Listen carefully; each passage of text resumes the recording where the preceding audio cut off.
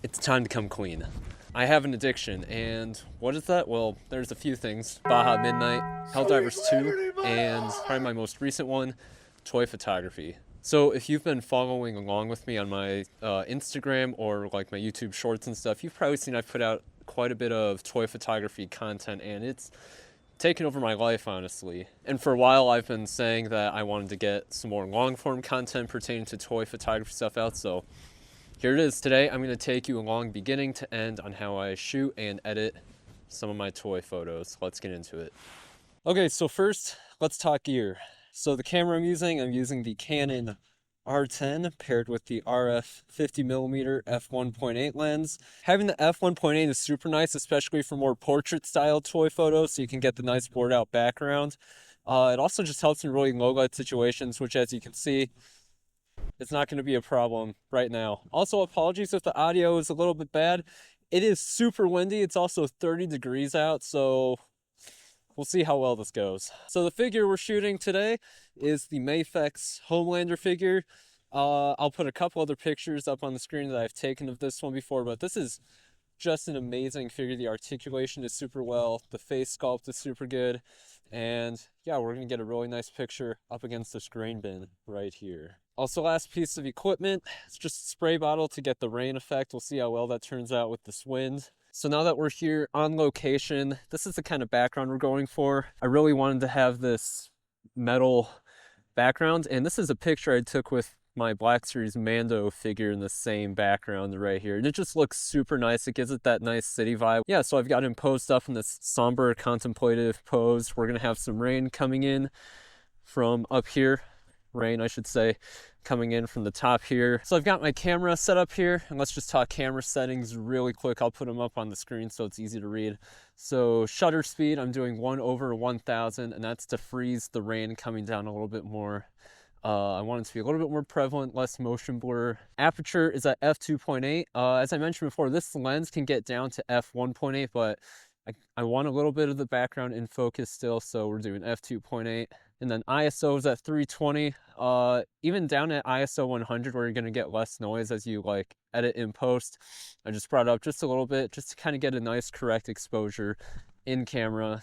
And honestly, that'll kind of minimize the amount of time I have to edit in post as well. So let's get into shooting. One thing I did forget to mention is that I'm using the Canon R10 app as a remote trigger for the camera. Since I'll be over kind of off to the side spraying the spray bottle, I just need a nice trigger to take the picture.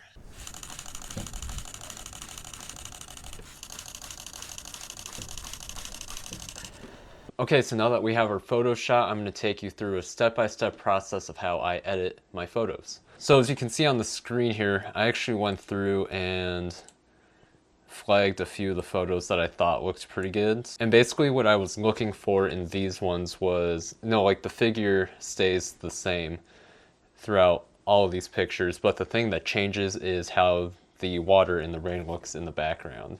And then this last one, I think I'm probably going to go with this one, honestly, because you get a good mix of mist and a good mix of those big water droplets. The only problem with this one that I'm going to have to go in and tweak a little bit is that you get a lot of these big droplets on the figure's face right here, so I'll probably go through and Photoshop on probably this one right here, because there's a little bit less there. So the first thing I always like to do when I'm editing my toy photos, and quite frankly any kind of photos I'm doing, is I come down to the tone curve here and I just make a basic S curve.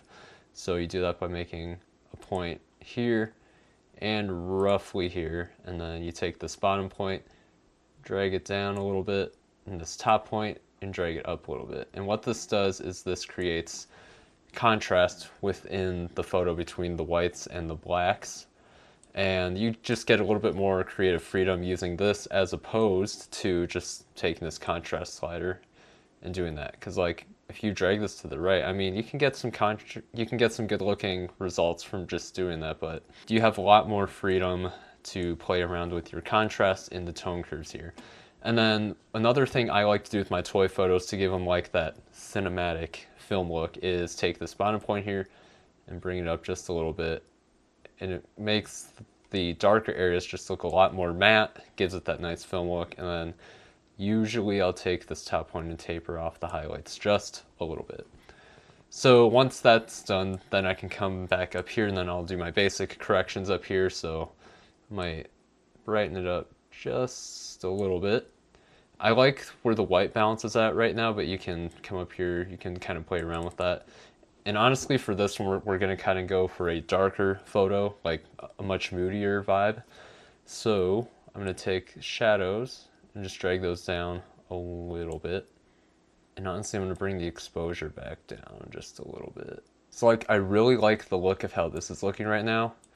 And then another thing I like to do, what I find is that doing the midtones and then moving it to the teal area, you can get some really moody looking photos. So usually what I'll do, I'll take this in the midtones, hold down shift, adjust this just a little bit. I don't go for like a crazy amount like that. That's just way too much.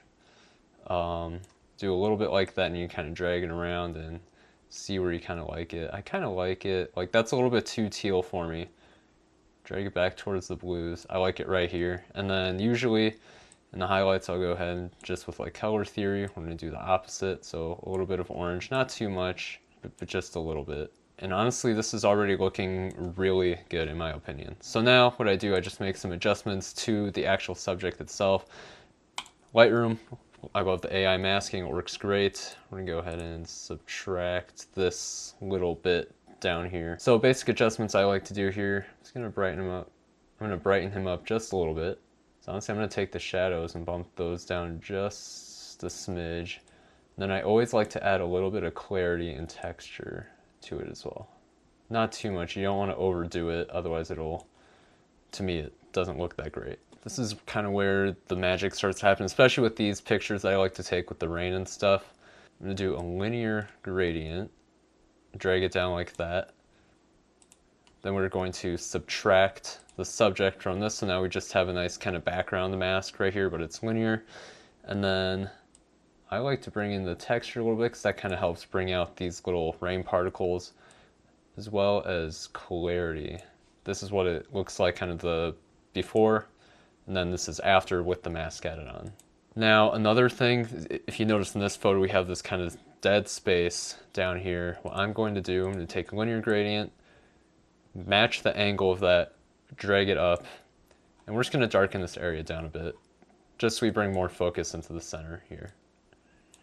And what I find, adding clarity to these kind of masks too is kind of fun too. Open these up in Photoshop, and then I'm going to take the head from the first picture and put it onto the second one.